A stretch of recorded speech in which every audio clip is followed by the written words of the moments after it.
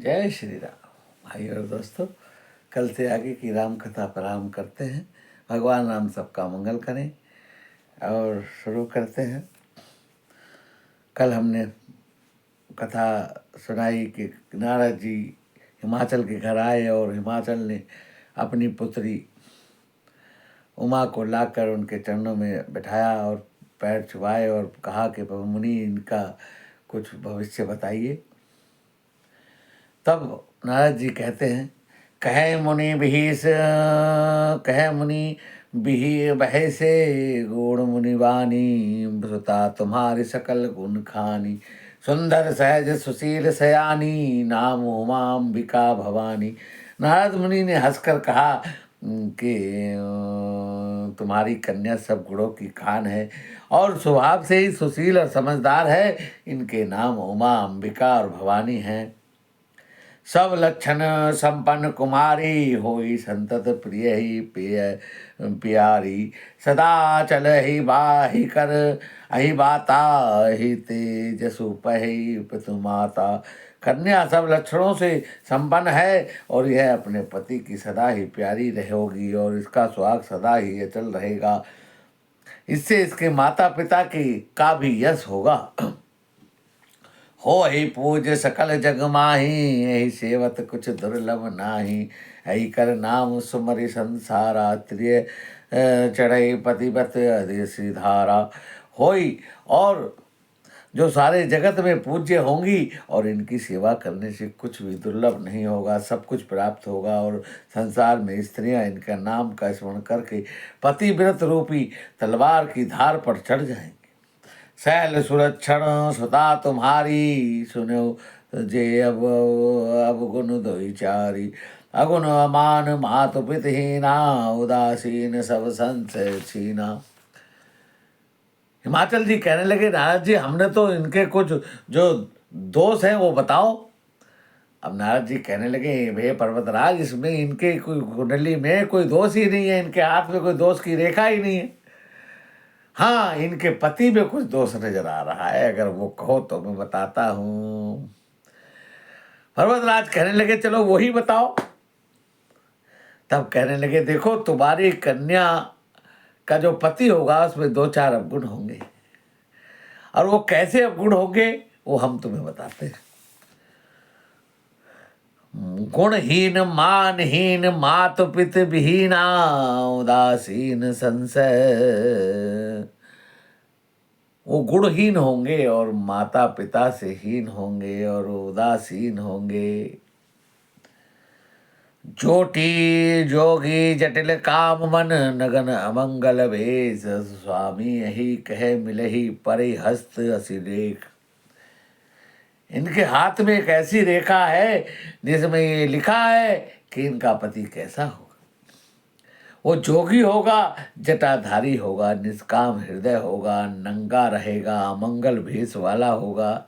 ऐसा पति की रेखा इनके हाथ में खिंची हुई है। सुनी मुनि गिरा सत्य जिय जानी, दुख दंपति उमा हरसानी। नारद वही भेद न जाना, दशा एक समझब विलगाना। नारद मुनि की वाणी सुनकर उनके हृदय में सत्य जानकर पति पत्नी मान और मैना को बहुत दुख हुआ है।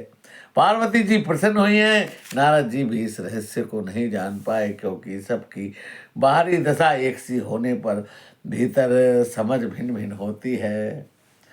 सकल सखी गिरजा गिरी मैना, पुलक शरीर भरे जल नैना। हो न मिर्षा देव ऋषि भाषा, उमा सुवचन हृदय रखी धरी राखा। सारी सखिया पार्वती जी और पर्वतराज हिमवान और मैना सभी के शरीर पुलकित थे और नेत्रों में जल भरा था। देव ऋषि के वचन असत्य नहीं हो सकते, यह विचार कर कर पार्वती जी ने उन वचनों को हृदय में धारण कर लिया है।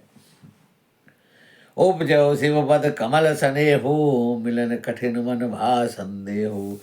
जानी को अवसर पीति दुराई, सखी उछंग बैठी पुनि जाई।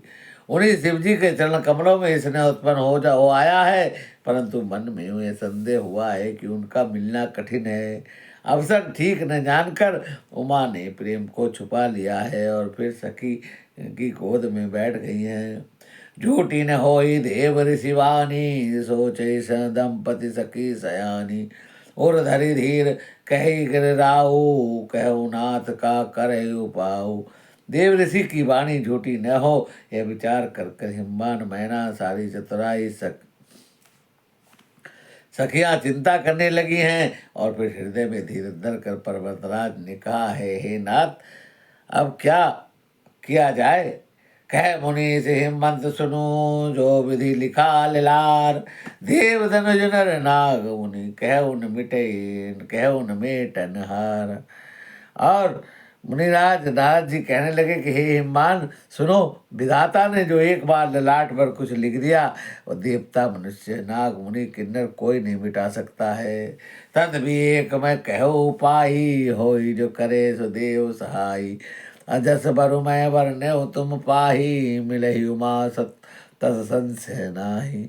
तो भी एक उपाय मैं बतलाता हूँ, यदि देव सहायता करे और यह सिद्ध हो सकता है कि उमा को वर तो निसंदेह वैसा ही मिलेगा जैसा मैंने तुम्हारे सामने वर्णन किया है। जे जे वर के दोष बखाने, ते सब शिव पही मैं अनुमानी। जो विवाह शंकर सन होई, दोष गुण सम कह सब कोई। परंतु मैंने जो वर के जो जो दोष बतलाए हैं, मेरे अनुमान से सभी शिवजी में मौजूद हैं। और शिवजी के साथ यदि इनका विवाह हो जाए तो दोषों को भी सब लोग गुण ही समान समझेंगे। जो अहि सेज शयन करि हर, जो अहि सेज शयन हरि करही। बुध कुछ तिन कर दोष न धरही। भानु कृषानु सर्व रस खाई, तिन कह मंद कहो कोई नाही। जैसे विष्णु भगवान शेष नाग की सैया पर सोते हैं, तो भी पंडित लोग उनको दोष नहीं लगाते। सूर्य देव और अग्निदेव अच्छे बुरे सभी रसों का वचन करते हैं, परंतु कोई उन्हें बुरा नहीं कहता। शुभ अशुभ शुभ और अशुभ सलिल सब बही, सुर सरी कोई अपुनीत न कही। समरथ कहो नहीं दोष गुसाई, रवि पावक सुर सरी की नाई। गंगा जी में शुभ और अशुभ सभी जल बहता है, पर उसे कोई अपवित्र नहीं कहता। सूर्य अग्नि और गंगा जी की भांति समर्थ को कुछ दोष नहीं लगता है। जो असहिसा करहि नर, जड़ विवेक अभिमान। परहि कलप भरि नरक महु, जीव के ईश समान। यदि मूर्ख मनुष्य ज्ञान के अभिमान से इस प्रकार होड़ करते हैं, वे कल्प भर के लिए नरक में पड़ते हैं। भला कहीं जीव भी ईश्वर के समान सर्वस्व हो स्वतंत्र हो सकता है। तो सरी जल कर भर जाना, कवो किसंत करे तही पाना। सुर सरी मिले सुपावन जैसे, ईस अनिस अंतर हो तैसे। गंगा जल से भी बनाई हुई मंदिरा को संत लोग कभी उसका पान नहीं करते, पर वही गंगा जी में मिल जाने पर जैसे पवित्र हो जाती है। ईश्वर और जीव में वैसा ही भेद है। तम्बुज जैसे अमृत भगवान ही, विवाह सब विधि कल्याण। दुराधे प्रिय ही महेशु, आशुतोष पुनि किए कलेशु। शिव जी सहज ही समर्थ हैं, क्योंकि वे भगवान हैं, इसलिए विवाह में सब प्रकार से कल्याण है। परंतु महादेव जी की आराधना बड़ी कठिन है, फिर कलेश तप करने से बहुत जल्दी संतुष्ट हो जाते हैं। जो तप करे कुम्हारी तुम्हारी, भावे मेट सके त्रिपुरारी।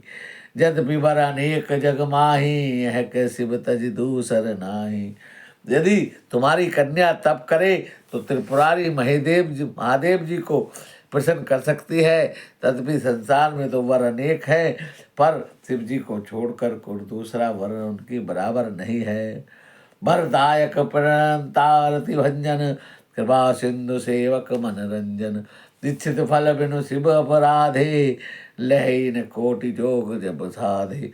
शिव जी वर देने वाले, शरणागतों के दुखों का नाश करने वाले हैं। कृपा के समुद्र हैं और सेवकों को प्रसन्न करने वाले हैं। शिव जी की आराधना किए बिना करोड़ों योग और जप करने पर भी वांछित फल नहीं मिलता है।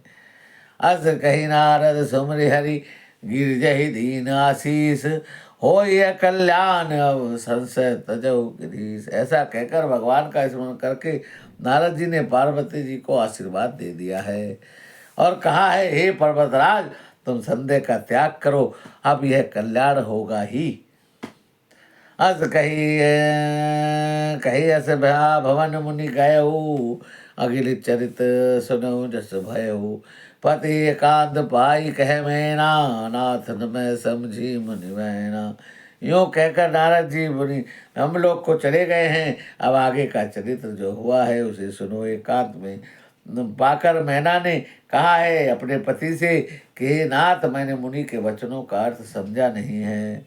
जो घरु वरु कुल होई अनूपा करहि विवाह सुता अनुरूपा न दे कन्या वरु रह क्वारी कंतु माँ मम प्यार नहीं प्यारी। जो हमारी कन्या के अनुकूल वर नहीं होगा तब कुल में विवाह करेंगे, नहीं तो लड़की चाहे कुंवारी रह जाए उसका विवाह नहीं करूँगी। पार्वती मुझे प्राणों के समान प्यारी है। भाई और दोस्तों, आज की कथा को यही विराम देते हैं, आगे की कथा कल करेंगे। जय श्री राम।